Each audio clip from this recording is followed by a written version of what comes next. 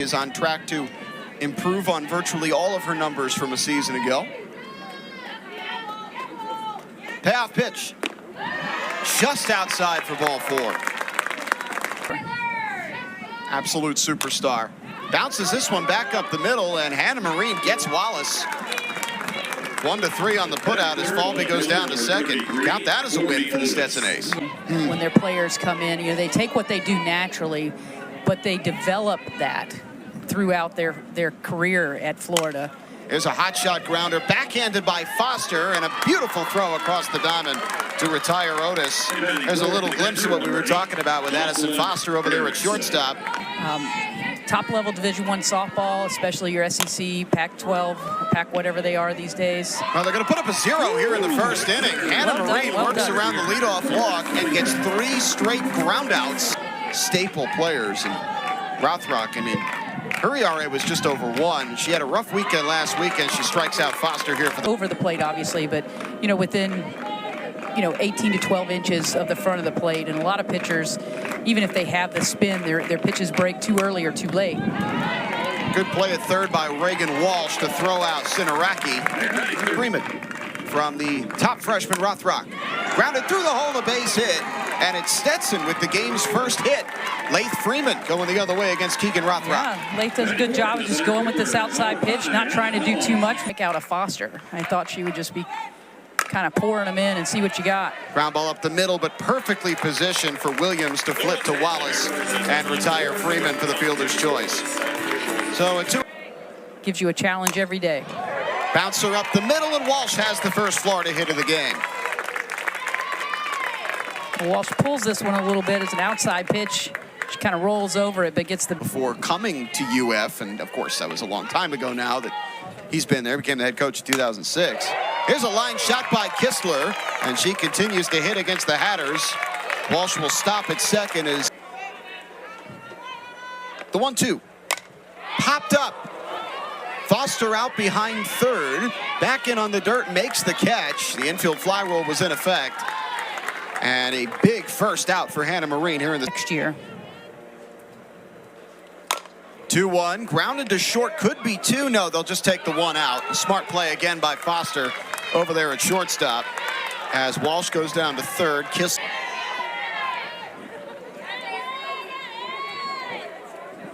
Payoff pitch. Swing and a miss. Marine goes upstairs and Goddard goes chasing. Well, ranked teams this year, so to speak. But they have shown well versus them. Epley ruled to have gone around there. Yeah, tried to check her swing on that rise, wasn't able to. 2 down, she's just very steady. Missed some time earlier this year. They've got her back now, making her 20th start of the season. And she gets hit by a pitch, despite... For the most part, they're forcing Rothrock to throw through the zone, taking their chances. Pops up the 2-2. Out from third is Walsh to make the catch for the second out. 0-2 to Stanfield from Rothrock. Struck her out. The riser works again. Rothrock with 3 strikeouts through 2, and she strands the 1-out base runner. In the second inning, came back to strike her out, get out of the jam. This time it's a 4-pitch walk. Second walk of the game, both to Falby. This ball hit in the air towards deep left field, and the Hatters just watch it fly. They got Skylar Wallace out once, not twice. 9th of the year for the superstar Gator shortstop, and Florida is on the board 2-0. Yeah, Hannah was able to get her to miss her first at bat, but she didn't miss anything about that one. She sat with that low outside pitch, drove that backside into it, and sent a no-doubter over the left center field fence. At that point, all you can do as a defense is make sure they touch all the bases. No, they do just about everything well. Otis with 10 steals on 11 tries this year, and now she's aboard as Marine has walked another.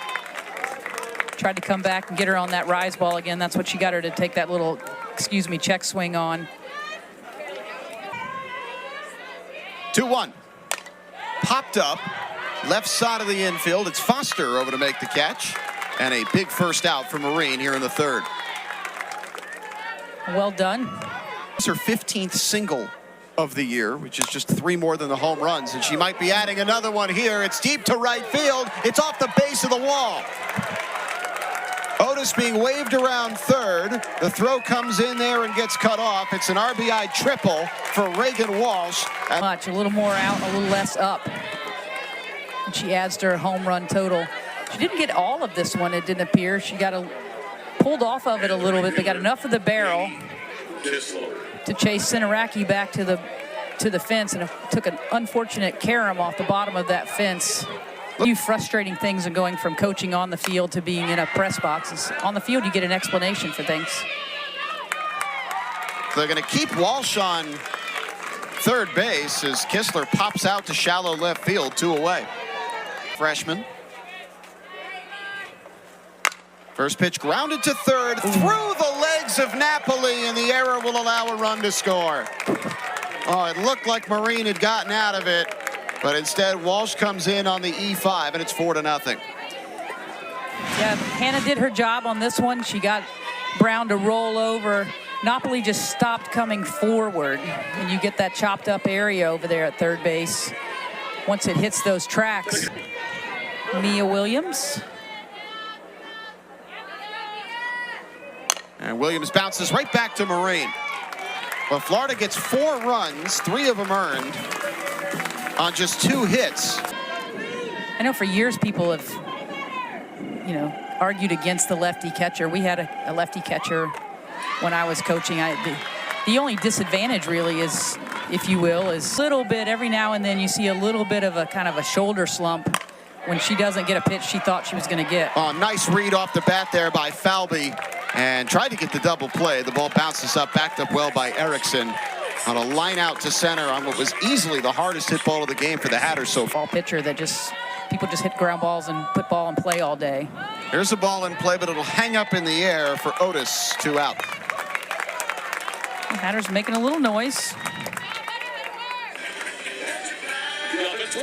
Tigers series the following week, so 2 huge SEC series coming up. Ball 4, and the Hatters have first and second, and 2 out for Annabella McLaren, a Sun series. 1-2 is popped up. Shallow left center. On comes Otis to make the catch, and that retires the side. So the Hatters get 2 base runners against Rothrock, but can't scratch one across. Team in this game against the number 10 Florida Gators. Goddard struck out swinging her first time up. And it gets hit with the first pitch. So there you go, her 11th hit by pitch of the year in 50 plate appearances. That is insane. Here's Falby, who's walked twice. Goddard runs, and Stanfield got that throw out way late. It's a good play at second base by Morgan to keep that from going to the outfield. Falby grounds the pitch towards second. Morgan with the throw, not in time. Close play at first. I'd love to take another look at it, but give Falby an infield hit, and it's first and third with nobody out. And there goes Falby. She runs. The throw down is in time. Stanfield guns down Kendra Falby. Just the 4th time she's been caught stealing all season, and there's 1 out here in the 4th. I think they thought that was a no-brainer, especially with the... And Wallace is going to pop out to shortstop. So Marine suddenly goes from a first and third with nobody out to just a runner on third and 2 out with Otis. Otis has grounded out and walked, scored a run, and she hits this ball in the air towards left field. That's pretty deep. It escapes over the fence for a 2-run homer. Academic. I didn't think that one had the distance off the bat. It didn't have that crisp sound. Oh, she got jammed on that pitch. Looked like she did not missed get up all the of barrel it, a little bit. but just so strong that she muscles it over the fence for her 5th home run of the year, and it's 6-0. Here we'll see it's up and in. She actually got her bat head around so fast. She got extended. I'm not sure she got the sweet spot, but she definitely got extended with bats these days and the strength training that these kids are going through. It's 0-2 to Erickson. She gets jammed, pops it up. In comes Napoli, makes the catch and foul ground to retire the side. 2 more for the Gators, though. Corby Otis with a 2-run home run. 2-2 to Epley. Little cue ball down to short. That's easy pickings for Wallace. 1 out. Epley made that one a little bit closer than they wanted it. Good. And of course, with the rise ball, it just keeps tailing up. It just keeps going. And it's not necessarily terrible to swing at those, but you have to focus on getting above the ball. That is what we were thinking we'd see from Rothrock. Become consistent with that. She gets this ball in the air to left, chasing Otis back. She'll make the catch just a step in front of the track. And it's a 1-2-3 inning, the first of the game for Keegan Rothrock. Remarkably low. So you got to think that that ERA is going to get a little bit better. Fortunately, though, a 4-pitch walk to Walsh to start things off. And that's the one thing she hasn't been doing. That's just her second walk. Payoff pitch. Popped up behind second, and I don't know what the runner is doing. It's a double play. Why was Walsh just stranded between first and second? Why did she keep going? The facility is spectacular. All the brainchild of Frank Griffin, all these years of procuring and building and improving year after year after year. It's a pristine. The surface itself. Kowalewski hits one in the air towards left center. That's back to the track, off the scoreboard and gone. Ariel Kowalewski gets the key 8th run with a 2-run homer. The freshman has hit her 5th of the year. It's a good piece of hitting here. She stays in, keeps that front side in, goes with this outside pitch. You see she keeps her hands in, explodes out through the ball, head down, hits it right off the scoreboard for the decisive, for now, 8th run. Exactly. Kowalewski is the usual. 2-1 is hit in the air towards second. Should be, or towards short, I should say, and Foster's over to make the catch. Side retired. But Ariel Kowalewski with a pinch hit 2-run homer for Florida's superstar freshman. Stanfield grounds one to short. There's Skylar Wallace. A high throw. Tag applied by Goals, and there's an out. Nice play by Avery Goals, who just came into the game at 1-2. Napoli cues it foul. Catcher interference. Oh, there you go. So Napoli is aboard on the catcher interference by, it's actually a new catcher. 2-1. Little bouncer foul up the left field line. Get a 2-2 to Addison Foster.